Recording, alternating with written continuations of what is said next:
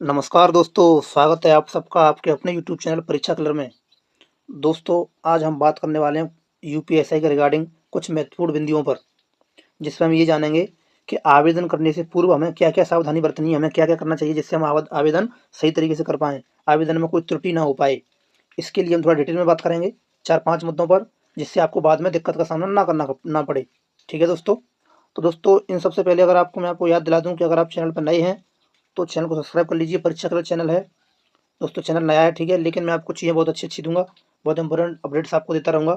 तो चैनल से जुड़ने के लिए चैनल को सब्सक्राइब कर लीजिए, वीडियो को लाइक और शेयर कर दीजिएगा और ऐसी अपडेट्स और छोटी-मोटी जानकारी के लिए आप टेलीग्राम चैनल ज़रूर जॉइन कर लीजिए। मैं लिंक उसका डिस्क्रिप्शन में लगा दूँगा, वहाँ से आप उसे जॉइन कर लीजिए और चैनल को सब्सक्राइब ज़रूर कर लीजिए।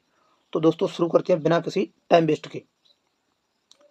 तो दोस्तों, सबसे पहले हम बात करेंगे कुछ महत्वपूर्ण मुद्दों पर। आप बने रहिए वीडियो में, ठीक है? बता रहा हूँ मैं आपको क्या-क्या सावधानियाँ बरतनी है। तो दोस्तों, बिना टाइम वेस्ट किए हम पहुँच चुके हैं ऑफिशियल नोटिफ़िकेशन पर और इसमें देखेंगे ऐसे क्या-क्या ऐसे पॉइंट हैं जिनको हमें ध्यान में बहुत ज़रूरी तरीके से रखना है। आवेदन करने से पहले हमें ये जानना ज़रूरी है, इसलिए आप इस वीडियो में बने रहिए। तो दोस्तों, शुरू करते हैं। सबसे पहले शुरुआत में ये आपको मैं सारी चीज़ें बता चुका हूँ, कितनी वैकेंसी है, क्या-क्या है, ठीक है? अब हम थोड़ा बात करेंगे कुछ महत्वपूर्ण मुद्दों पर। जैसे दोस्तों, मैं आपको बता दूँ, ये सबसे पहले आपको डेट याद रखनी है कि हमें कब से कब तक आवेदन करना है। तो दोस्तों, आवेदन 12 तारीख से शुरू हो चुके हैं। जिस दिन नोटिफिकेशन आया था उसी दिन से आवेदन शुरू हैं, ठीक है? और अंतिम तिथि 11 सितंबर है, ठीक है? तो आपको ये डेडलाइन याद रखनी है और कम से कम कम से कम आपको लास्ट जो डेट है ना, उससे कम से कम 10 दिन पहले आवेदन कर देना कंप्लीट। पूरी लास्ट टाइम के लिए नहीं बैठना है, वरना सर्वर क्रैश होता है, कहीं साइट बिजी होती है। इन सारे जो बहाना है, इनसे बचने के लिए आप टाइम से जो का आवेदन कर दीजिए, लेकिन उससे पहले आपको कुछ चीज़ें जानना बहुत ज़रूरी है। तो सबसे पहले मैं आपको बताऊँगा कि सबसे पहले आपको क्या करना है। सबसे पहले दोस्तों, आपको करना है ओटीआर। जिन लोगों को अगर उन्होंने ओटीआर नहीं किया है और उनको आवेदन करना है, तो आपको सबसे पहले ओटीआर करना पड़ेगा। ओटीआर दोस्तों वही प्रक्रिया है जो एसएससी में अपनाई जा रही है और आपके यूपीपीएससी में तो है ही और यूपीएससी में ही है, ठीक है? सारे बड़े-बड़े जो एग्ज़ाम जो आयोग हैं, वो उन सब ने क्या शुरू कर दिया, ओटीआर, वन टाइम रजिस्ट्रेशन। आपको क्या करना है, केवल एक बार ओटीआर कर देना, एक बार रजिस्ट्रेशन कर देना। उसके बाद जब भी आप आवेदन करोगे, तो सारी डिटेल आपकी वहीं से फिल हो जाया करेगी। केवल आपको फ़ोटो और हस्ताक्षर अपलोड करने पड़ेंगे, ठीक है? तो आपको ये केवल एक बार करना है, उसके बाद आराम से आप आवेदन करिए। जितनी भी भर्ती आएँगी यूपीएससी की, उसमें आप एक बार ओटीआर कर दो, बस एक बार ही करना पड़ेगा आपको, ठीक है? उसके बाद नहीं करना है। तो ये प्रक्रिया केवल आपको एक वेबसाइट पे, एक विभाग में एक ही बार करनी है। तो आपको सबसे पहले ओटीआर कर देना है। ओटीआर के बाद ही आवेदन करें। मैं आपको बार-बार याद दिला रहा हूँ कि ओटीआर के बिना आवेदन नहीं हो पाएगा, इसलिए आपको सबसे पहले ओटीआर करना है। इस बात का आपको विशेष तौर पे ध्यान रखना है, ठीक है? सबसे पहले ओटीआर करिए, ओटीआर के बाद आवेदन करिए, ठीक है? अब बात करते हैं अगले मुद्दे पर। अगला पॉइंट क्या है? देखो, आवेदन में क्या दिया जाता है, इसमें नोटिफिकेशन में क्या दिया जाता है कि सभी लोगों से अपेक्षा की जाती है कि सारी जो अपनी जो उसमें प्रविष्टियाँ हैं, जो भरना है, जो चीज़ें भरनी है, उनको सही तरीके से भरें, ठीक है? कोई भी गलती ना करें। प्रमाण पत्र अपलोड करते समय सुनिश्चित करें कि सारे प्रमाण पत्र सही प्रस्तुत किए गए हैं, ठीक है? ये सारी चीज़ें आपको ध्यान में रखनी है, कोई भी गलती नहीं करनी है। और देखो, ये क्या कह रहा है, आवेदन पत्र में वरीयता देना अनिवार्य है। क्या आप किन-किन पदों को पहले रखना चाहते हैं? वरीयता जो दी है, मैं आपको बताऊँ क्या-क्या वरीयता देनी है, मैं आपको बाद में बताऊँगा। थोड़ा बने रहिए वीडियो में, आपको वरीयता ज़रूर देनी है, ठीक है? और वरीयता जब दे दोगे ना, तो उसमें परिवर्तन आपका मन नहीं होगा, ठीक है? और प्रत्येक अभ्यर्थी उपलब्ध विकल्प में सब वरीयता का चयन करना होगा। जो आपको वरीयता नीचे जो मैं बताऊँगा, 3-3 विकल्प हैं उसमें, 3 में से आपको एक चूज़ करना है, कौन-सी भी वरीयता आप अपनी मर्ज़ी से रखना चाहते हो, वो रख सकते हो, ठीक है? तो इस पे आपको विशेष ध्यान देना है, क्योंकि ये आपकी वरीयता क्रम एक ही बार भरा जाएगा, दोबारा नहीं भरा जाएगा। अब हम बात करते हैं आने वाली चीज़ों में। फीस तो आपको बता दी मैंने, ₹500 सबके लिए, और बाकी एससी, एसटी और के लिए 400 है, महिलाओं के लिए फीस नहीं है, ठीक है? तो महिलाओं के लिए कुछ फ्री है। अब हम आगे बात करते हैं। हाँ, इसमें आपको ध्यान रखना है शैक्षिक में, बहुत इंपॉर्टेंट पॉइंट है, इसको ध्यान रख लीजिए। ये कह रहा है कि ग्रेजुएशन होना चाहिए, ये तो सबको पता है, ये सब आपको बताएंगे ग्रेजुएशन होना चाहिए, लेकिन आपको यहाँ पे ये बता रहा है, कुछ चीज़ें इंपॉर्टेंट हैं इसमें, वो ध्यान रखिए। चीज़ क्या है कि ये कह रहा है भाई, नोटिफिकेशन में सरकार ने कह दिया आपसे, भर्ती बोर्ड कह रहा है कि जो भी शैक्षिक करता है आपकी डिग्री वाली, वो समय मतलब नोटिफिकेशन आने से पहले की होनी चाहिए, मतलब पूर्ण होनी चाहिए। एफपीआर जो बंदे लास्ट साल में एफपीआर हैं और उनके मार्कशीट वगैरह नहीं आई है, वो लोग इसमें अप्लाई नहीं कर सकते हैं। तो इस चीज़ का आपको विशेष ध्यान रखना है। जब आप पूरी तरह से पात्र हों, आपकी डिग्री आपके पास हो, तभी आप आवेदन करें, ठीक है? आगे, ये कोई इंपॉर्टेंट चीज़ नहीं है, मायने रखता, ये केवल आपके पास डिग्री आपकी होनी चाहिए, चाहे बीएससी हो, चाहे बीए हो, किसी भी क्षेत्र में आप बैचलर होने चाहिए, बस। और नोटिफिकेशन आने से पहले आपकी कंप्लीट चीज़ें ये सारी हो जानी चाहिए एजुकेशन के लिए, आप आवेदन कर सकते हो, कोई दिक्कत नहीं है। अब हम आगे बात करते हैं। बहुत से लोग पूछ रहे हैं कि आवेदन में कितनी छूट, हमें कितनी छूट मिली है, एक्स्ट्रा छूट कितनी मिली है। तो मैं आपको बता दूं दोस्तों, जो जनरल वाले यूआर के कैंडिडेट हैं उनको 3 साल की छूट है, ठीक है। आमतौर पर जनरल वालों को छूट नहीं दी जाती है, लेकिन इस भर्ती में दी जा रही है क्योंकि भर्ती लेट आई है। तो 3 साल के लिए अगर जनरल को मिलेगी, 3 साल सबको एक्स्ट्रा मिलेगी, ठीक है। तो आपको 3 साल की छूट मिल रही है। तो ये आप डेट देख रहे हैं, इन डेट को देख लीजिए, इन डेट के बीच में आपका डेट बर्थ वो जन्म होना चाहिए, और उसके बाद में अगर आप 3 साल आपको छूट मिलेगी, ठीक है। और एससी के लिए 5 साल की छूट है, और 3 साल की जो सबको मिल रही है वो एक्स्ट्रा वाली भी है, ठीक है। एसटी को 5 साल की छूट है, लेकिन जो 3 साल की जनरल को मिल रही है वो यहाँ भी मिल रही है, सबको 3 साल की मिल रही है। और देखो ओबीसी को मिल रही है, ये ओबीसी को वैसे 5 साल की छूट मिलती है, जनरल वाली मिल रही है 3 साल ये मिल रही है, ठीक है। कर्मचारियों को 5 की मिलती है, तो 3 साल सबको मिल रही है, तो ये इनको भी मिल रही है। तो यहाँ पे आप कह सकते हैं 3 साल की छूट सबको मिल रही है एक्स्ट्रा, बाकी जो मिलती है वो तो मिलती ही है, ठीक है। तो जो लोग ओवर एज हो गए हैं ना थोड़ा सा, उनके लिए बहुत खुशखबरी है, लग जाइए आपके पास, ये मौका आपको मिला है। आपको ये मौके बार बार नहीं आते हैं, तो मौके को बना दीजिए, ठीक है। अब हम दोस्तों आगे बात करने वाले हैं, क्या महत्वपूर्ण पॉइंट है आगे वाला। वैवाहिक स्थिति में थोड़ा, वैसे कोई इंपॉर्टेंट बात नहीं है, लेकिन फिर भी जान लीजिए थोड़ा सा।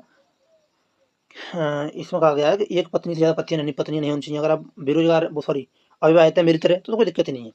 अगर आपकी शादी है तो 2 पत्नियां नहीं होनी चाहिए, ठीक है। इस पर थोड़ा सा फोकस कर लीजिएगा, जिनकी जो शादीशुदा है उनके लिए ये बात है, ठीक है।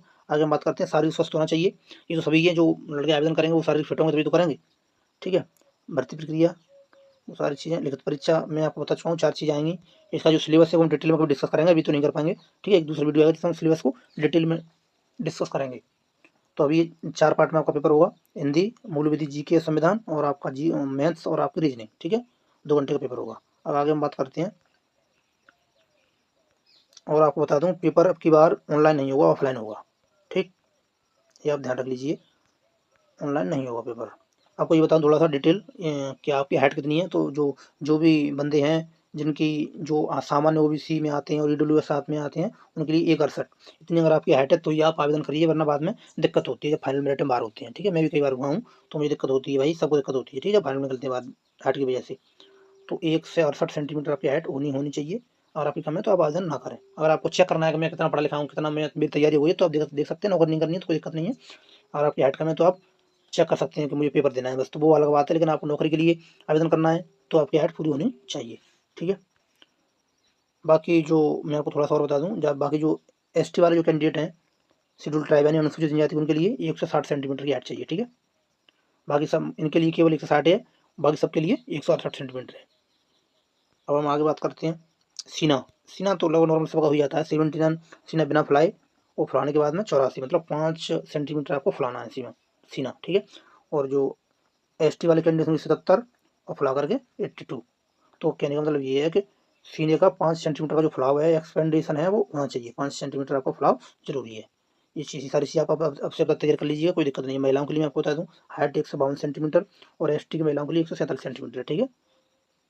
और महिला व्यक्तियों का जो न्यूनतम वजन है वो 40 केजी होनी चाहिए। अब मैं उनके लिए बता रहा हूँ जिनका वजन नहीं है, वो अभी से अपना वजन बढ़ाना शुरू कर दें, क्यों पेपर के लिए ज़्यादा टाइम नहीं मिलने वाला है आपको। हो सकता है आपका एग्जाम बहुत जल्दी हो जाए, ठीक है। ऐसी अपडेट है कि एग्जाम बहुत जल्दी होगा। दौड़ के बारे में बाद में बात करेंगे, कितनी दौड़े पहले आप आवेदन करिए, ठीक है। अब दोस्तों मैं आपसे बात करने वाला हूँ, आज सीमा में छूट, तो मैं आपको बता दी कितनी दिन छूट मिल रही है, तो ज़्यादा इंपॉर्टेंट पॉइंट नहीं है। अब आरक्षण के बारे में बात कर लेते हैं। सबसे मेन पॉइंट है ये कि आपके जो डॉक्यूमेंट्स हैं वो कब से कब तक के होने चाहिए और किसके द्वारा जारी होनी चाहिए, ये सबसे मेन पॉइंट है। तो इसके बाद थोड़ा सा बात कर लेते हैं। देखो भाई, एसटी वाले कैंडिडेट हैं, जाति प्रमाण का कौन सा प्रारूप चाहिए, प्रारूप 1। इसमें प्रारूप होते हैं, तो 5 साल की छूट है यहाँ पे, 3 साल की सबको एक्स्ट्रा मिल रही है। तो प्रारूप 1 आपका होना चाहिए जाति प्रमाण पत्र का, और जिलाधिकारी, ये जितने अधिकारी हैं, जो देख लीजिए आप, इनके द्वारा जारी होना चाहिए, ठीक है। और एसटी के लिए भी सेम है, ये अधिकारी होनी चाहिए। और जाति प्रमाण पत्र का प्रारूप 1 होना चाहिए, और ओबीसी के लिए जाति प्रमाण पत्र का प्रारूप 2, ठीक है। और अधिकारी आपके लिए दिए हुए हैं, वो नॉर्मल वही होता है जो हम बनवाते हैं, ठीक है, बाकी कोई विशेष नहीं है। ईडब्ल्यूएस का थोड़ा विशेष है, इसको देख लीजिए। ईडब्ल्यूएस का जो प्रमाण पत्र है ये रहा, ठीक है। प्रमाण पत्र का प्रारूप 4 होना चाहिए, और ये अधिकारी हैं जो जारी करते हैं, ठीक है। आरक्षण 10% है, बाकी परसेंट आपको आरक्षण दिया हुआ देखो। एससी के लिए 21% है, और एसटी के लिए 2% है, और ओबीसी के लिए 27% है, और ईडब्ल्यूएस के लिए 10% है। ये आरक्षण के बारे में दिया गया है। अब मैं दोस्तों आपको बता दूं कि यहाँ पे कुछ चीज़ें दी गई है महिलाओं के लिए, ठीक है। तो प्रमाण पत्र महिलाओं का है, ये दिया है महिला के लिए प्रमाण पत्र, कोई जरूरत नहीं है, ठीक है। हाँ, अगर जाति प्रमाण पत्र लगेगा महिला का, अगर आप आरक्षण लोगे तो, ठीक है। अब मैं आगे आपको बता दूं इंपॉर्टेंट सबसे पॉइंट के प्रमाण पत्र कब से कब तक का होना चाहिए। तो दोस्तों मैं आपको बता दूं, एससी अनुसूचित जाति का जो प्रमाण पत्र है, वो मैं आपको बता दूं कब से कब तक का, यहाँ पे बैक में कोई डेट नहीं है, पुराना कितना भी हो, लेकिन 11 तारीख महीना 9 यानी नोटिफिकेशन के लास्ट डेट यानी जो फॉर्म भरे जाएंगे उसकी लास्ट डेट के बाद का नहीं होना चाहिए। पुराना चाहे कितना भी हो चलेगा, लेकिन 11 तारीख महीना 9 यानी 11 सितंबर से बाद का नहीं लागू होगा एससी मामले में, और वही एसटी के मामले में ये चीज़ लागू होगी कि आपका जो प्रमाण पत्र है पुराना कितना भी हो चल जाएगा, बैक डेट नहीं है, ठीक है। लेकिन आगे वाली डेट दी उसने कि जो नोटिफिकेशन है उसकी लास्ट डेट के बाद का आपका जाति प्रमाण पत्र नहीं होना चाहिए, ऐसा आपको तो 11 से पहले बनवा लीजिए जिनको बनवाना है, और जिनको पुराना है वो तो है ही, उनको कोई दिक्कत नहीं है, ठीक है। आगे हम बात करेंगे, ये तो SC ST का हो गया, आगे हम बात करेंगे OBC का। यहाँ पे जो मेन चीज़ है ये वाली, ये देख लो जरा, ठीक है। OBC के लिए जो प्रमाण पत्र है वो 1 तारीख महीना 4 2025 यानी 1 अप्रैल 2025 से 11 सितंबर 2025 के बीच का होना चाहिए। मतलब कहने का ये है कि 1 अप्रैल से पहले का नहीं होना चाहिए, ठीक है, और 11 सितंबर से बाद का नहीं होना चाहिए, इनके बीच में आपका प्रमाण पत्र होना चाहिए। अगर आपने 1 अप्रैल से बाद में बनवाया तो सही है, और अभी तो आपने नहीं बनवाया तो 11 तारीख से पहले बनवा लीजिए, ये बहुत इंपॉर्टेंट है, ठीक है। यही आपका EWS है सेम, ठीक है, 1 अप्रैल से पहले का नहीं होना चाहिए और 11 सितंबर से बाद का नहीं होना चाहिए। EWS और OBC के लिए सेम डेट दी गई है, ठीक है, ये आपको ध्यान रखना है। बाकी जितने भी प्रमाण पत्र हैं वो सब 11 सितंबर से पहले के होने चाहिए, ठीक है। अब मैं आपको बता दूं थोड़ा सा महिलाओं के बारे में। महिला अभ्यर्थियों को ध्यान दें थोड़ा, यहाँ पे दिया गया है कि महिला अभ्यर्थियों के लिए जब आरक्षण का दावा आप करेंगे तो जो जाति प्रमाण पत्र बनेगा वो पिता पक्ष का होगा ना पति पक्ष का। अगर आपकी शादी हो गई है किसी महिला की तो आपको जो जाति प्रमाण पत्र बनवाना है वो पिता पक्ष से बनवाना है, ठीक है, ना पति पक्ष से। पति पक्ष से मत बनवाइएगा, बाद में आपको दिक्कत होगी, तो अभी बनवा लीजिए। उसमें आपको पिता पक्ष से बनवाना है, ठीक है, ना कि पति पक्ष से। आपको कहाँ से बनवाना है? पिता पक्ष से। अपने पिताजी के यहाँ से बनवाइए जिनकी शादी हो गई है, ठीक है। बाकी जो जिनकी शादी नहीं हुई है वो तो बनवाएंगे अपने पिता पक्ष से, वहाँ तो कोई दिक्कत ही नहीं है, ठीक है। ये महिलाओं को विशेष ध्यान रखना है। अब ऑनलाइन आवेदन की प्रक्रिया में आपको थोड़ा सा और बता दूं कि आप गलती ना कर दो कोई। वो प्रक्रिया दोस्तों ये है कि OTR सबसे पहले OTR मांग रहे हैं, देखो वो लोग उन्होंने क्या रखा है, OTR करना है सबसे पहले। OTR के बाद में ही आप अपना आवेदन कर पाएंगे। तो मैंने आपको बता दिया सबसे पहले आपको OTR करना है, ठीक है। OTR के बाद अपना करिए आवेदन, ठीक है। तो जब आवेदन आपका हो जाएगा, जब पहली बार आप आवेदन कर रहे हैं तो आपको एक ईमेल ID आपके पास होनी चाहिए, मोबाइल नंबर सबके पास होता है, और OTR का जो नंबर होना चाहिए, ठीक है। और सत्यापन के लिए डिजीलॉकर, आपके जो डॉक्यूमेंट है वो डिजीलॉकर से सत्यापित होंगे। अगर आप डिजीलॉकर पे नहीं हो तो आप अपने जो भी डॉक्यूमेंट्स हैं जो अपलोड होंगे वो आप स्कैन करके अपलोड कर सकते हो, ठीक है।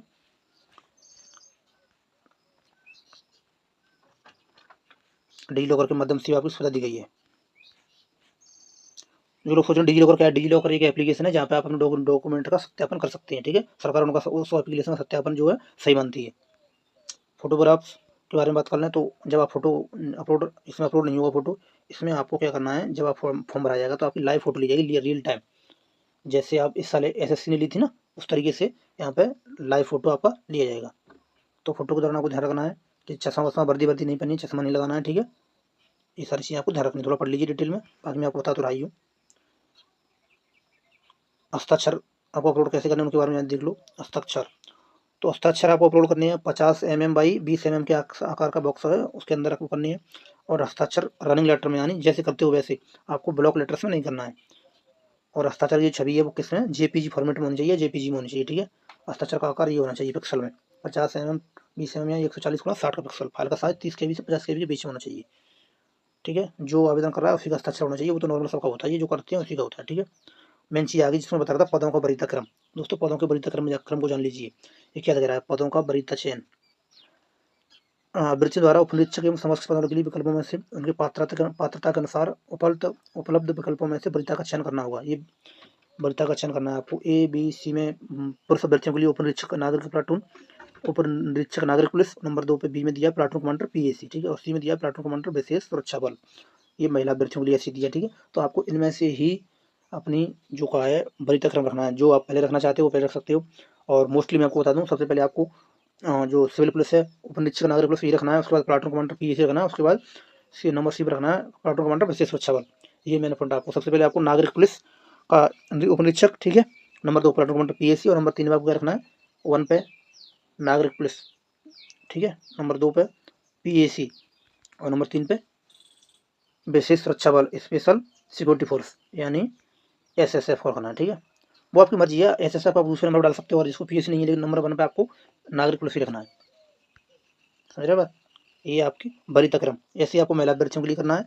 महिला अभ्यर्थी और ये दे रहा है ये विकल्प है, इनमें से चयन करना अनिवार्य है, ये आपको करना है, और एक बार कर दिया दोबारा ये बदला नहीं जाएगा। इस बात को आपको विशेष तौर पे ध्यान रखना है।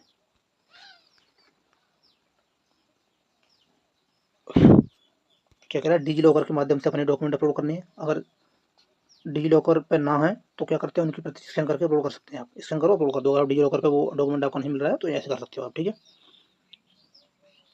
और आपको बता दूं, एक ही आवेदन भरा जाएगा, ठीक है। 2 आवेदन करोगे तो लास्ट वाला मान्य होगा, पहले वाला रिजेक्ट हो जाएगा। इसलिए मैं आपको बता रहा हूँ, अपना सब सोच समझ के एक ही आवेदन करिए। अगर कोई भी गलती भी होती है तो बाद में दोबारा करना है तो दूसरा वाला मान्य होगा, पहले वाला आपका रिजेक्ट हो जाएगा, ठीक है। ये सारी चीज़ें आपको ध्यान रखनी है। मैंने आपको बता दिया है, जो आवेदन के लिए बहुत ज़्यादा महत्वपूर्ण है, वो सारी चीज़ें मैंने आपको बता दी हैं। और जो डिटेल में जो चीज़ें जैसे सिलेबस क्या है, चयन प्रक्रिया क्या रहेगी, इसके लिए हम अगली वीडियो में डिस्कस करेंगे। वीडियो बहुत लंबा हो जाएगा, ठीक है दोस्तों। तो मैं उम्मीद करता हूँ दोस्तों आपको वीडियो अच्छा लगा होगा, और पूरा वीडियो देखने के लिए बहुत बहुत धन्यवाद। दोस्तों मिलेंगे अगली वीडियो में, तब तक के लिए जय हिंद, जय भारत, नमस्कार। चैनल को लाइक कर लीजिए, चैनल को सब्सक्राइब कर लीजिए, वीडियो को लाइक और शेयर कर दीजिए।